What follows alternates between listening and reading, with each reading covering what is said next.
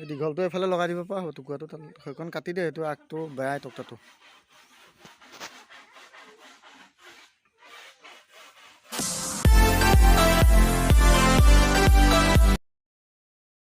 নমস্কাৰ মই নিপেন বাই আপোনাক অন্য এটা ভিডিঅ'লৈ স্বাগতম জনাইছোঁ মূৰত অসমীয়া স্বাভিমান গামোচা মাৰি ল'লোঁ এইফালে আমাৰ অলকে ৰিং কাটি আছে আৰু মই ৰিং বনাই আছোঁ নতুনকৈ এটা আছাম টাইপ ঘৰৰ উদ্বোধনী কৰিছিলোঁ কাম অলৰেডি হওঁ হৈ গ'ল হওঁ মানে কি বিমৰ লাইনৰ কাম হৈ আছে বাকী দুটা বিম ঢালিবলৈ আছে তাৰপিছত ফাউণ্ডেশ্যন আছে ফাউণ্ডেশ্যনতে সমাপ্তি তো লগৰ বন্ধু এজনৰ কাম কৰি আছোঁ আমাৰ ছোৱালী হাঁহ এখন দি দিয়া এনেকৈ হাঁহ দিয়ে নুফুৱাই বাওঁ হাতে নহয় সোঁ হাতে আমাৰ বন্ধুৰ ছোৱালী মানে লোহিতৰ ছোৱালী আইডিৰ নামটো কি তোমাৰ নমস্কাৰ বৰা নহয় এইফালে কোৱা নমস্কাৰ বৰা নহয় নামটো কৈ দিয়া ভালকৈ কেমেৰা ফালে চাই কৈ দিয়া ভালকৈ কোৱা নামটো কি তোমাৰ নমস্কাৰ দিয়া অংকিতা বৰা নমস্কাৰ বুলি কোৱা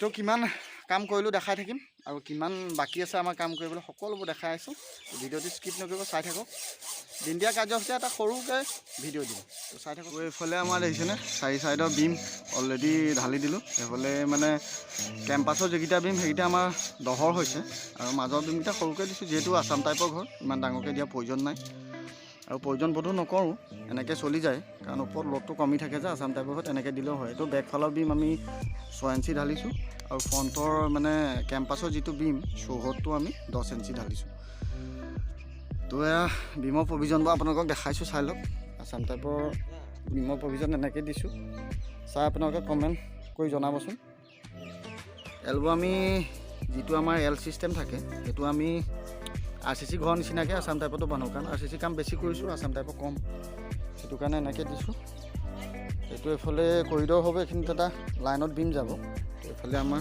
বিম হৈ গ'ল এইফালেও হৈ গ'ল এই মাজৰ বিমটো আমাৰ যিটো মাজৰ লাইনৰ বিম ৱাল হ'ব সেইটো বিম অলৰেডি আধা ঢালি থোৱা আছে কালি চিমেণ্ট কমি গ'ল তো সেইটো কাৰণে ঢালিব নোৱাৰিলোঁ তো আজি ঢালিম অলপ কাম বাকী আছে তো দেখাই আছোঁ চাই থাককচোন আমি ৰিং বনাওঁ কেনেকৈ আপোনালোকক দেখাইছোঁ চাই লওক কিছুমানে বেলেগ ধৰণে বনায় আমি কেনেকৈ বনাওঁ চাই লওক আমাৰ এইটো 135 ডিগ্ৰী এইটো বেণ্ডটো হ'ব লাগিব 135 ডিগ্ৰী থাকিব লাগিব এনেকৈ চিধা ৰিং এটা আপোনালোকক দেখাই দিছোঁ ৰ'ব এইটো অলপ চিধা হৈ গৈছে কিন্তু এইটো যদি পূৰা চিধাকৈ দিয়া হয় তো এইটো ৰং হয় তো আপোনালোকে কেনেকৈ বনায় কমেণ্ট কৰি যদি মিস্ত্ৰী ভাই বন্ধু আছে তো কমেণ্ট কৰি আপোনালোকে জনাব এনেকৈ বনালে মানে ৰং হয় এনেকৈ নহয় মানে চিধা যিটো হৈ যায় চিধাকৈ বনাই যে সেইবিলাকতো দেখিছে তো সেইবিলাক মানে ৰং হয় তো আমি বনাওঁ 135 ডিগ্ৰী আমাৰ ৰিঙৰ এইটো থাকিব লাগিব 135 ডিগ্ৰী ইয়াৰ মাজৰ যিটো ডিষ্টেঞ্চ সেইটো 135 ডিগ্ৰীত পৰিব লাগিব তো তেতিয়া কামটো ইঞ্জিনিয়াৰ মতে এইটো একদম শুদ্ধ ৰং নহয় পূৰা শুদ্ধ এইফালে আমাৰ অলপকৈ ৰিং কাটি আছে আৰু অলপ ৰিঙৰ কাম আছে তো বনাই দিব চাহ আহি গ'ল আমাৰ লোহিতৰ মানে মিছেছ আমাৰ বন্ধু ঘনীয়েক দেখা দিছোঁ হাঁহ এটা দি দিয়া তো চাহ দিছে আমাৰ চাহ তো ভিডিঅ'ত ওলাবলৈ অলপ মানে অৱহেলা কৰে আৰু লাজ কৰে ওলাব আমাৰ এইফালে এজন আছে বছ আমাৰ বছ এজন আছে দেখাইছোঁ বাৰু আপোনালোকক আমাৰ বন্ধু বাপেক বৰ্তাইফালে আহক কিবা এটা কৈ দিয়ক আহকচোন এইখিনিলৈ আহক এইখিনিলৈ আগলৈ আহক তো আমাৰ এইজন গা ধুবলৈ ওলাইছে আমাৰ মানে বন্ধু বাপেক বৰ্তা কামটো এনেই কেনেকুৱা দেখিছে আপুনি কামটো কেনেকুৱা দেখিছে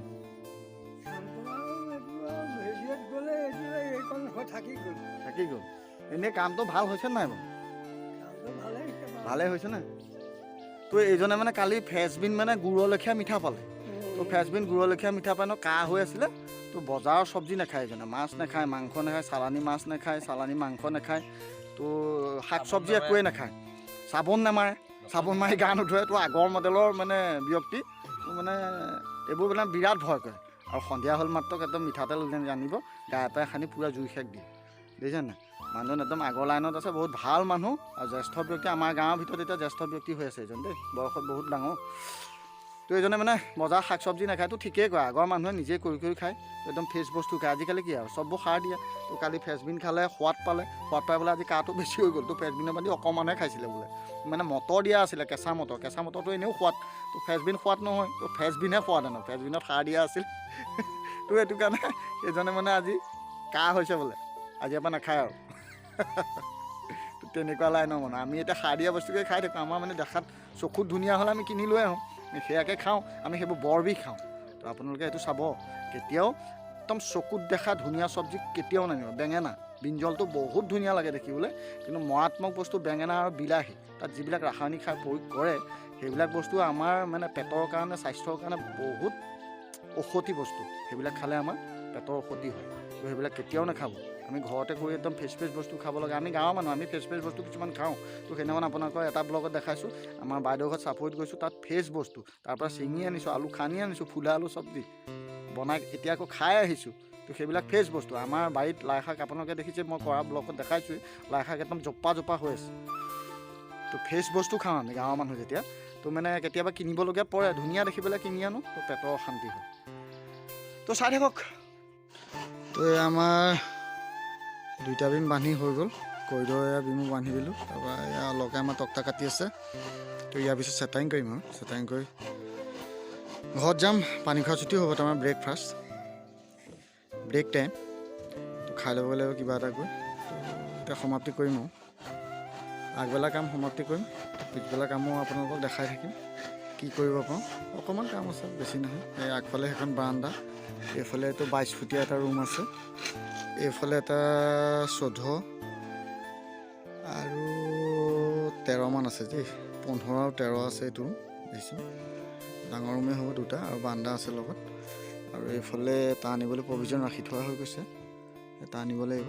তো আৰম্ভণি এইফালে ঘৰ আছে যে, ভাঙি পেলাই এটা আনিব লাগিব। তো এয়াই এনেকৈ চলি আছোঁ। এই দীঘলটো এইফালে লগাই দিব পৰা হ'ব, টুকুৰাটো সেইখন কাটি দিয়ে, এইটো আগটো বেয়াই তক্তাটো। এই পানী খোৱা ছুটিৰ পিছৰ কাৰ্য আমি 3 বেগ মছলা পেলাই ল'লোঁ। এই মানুহো নাই, মানুহ কম, পানী ড্ৰামত ভৰাই আছোঁ। সেইফালে আমি অলকে মইহে 2টাই চেটাৰিং কৰি হৈ গ'ল ফিনিচিং। পানী খোৱা ছুটিৰ পিছত আহিছোঁ।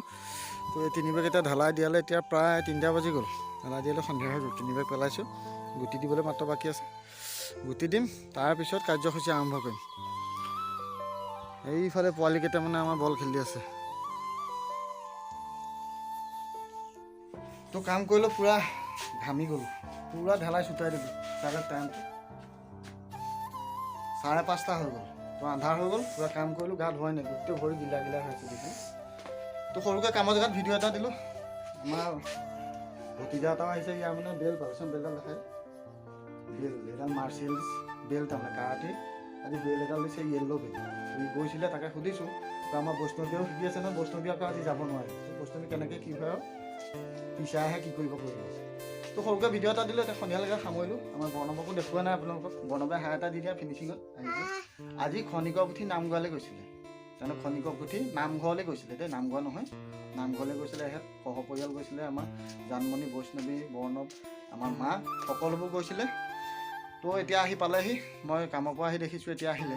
এতিয়া মানে অলপ সময় হ'ল অহা। তো জানমণি আজি দোকানো খুলিবলৈ গ'ল। তো সৰুকৈ ভিডিঅ' এটা দিলোঁ। যিসকলে মোৰ চেনেলটো ছাবস্ক্ৰাইব কৰা নাই, সকলোৱে মোৰ চেনেলটো ছাবস্ক্ৰাইব কৰি দিব, আৰু লাইক কমেণ্ট শ্বেয়াৰ সকলোবোৰ কৰি দিব।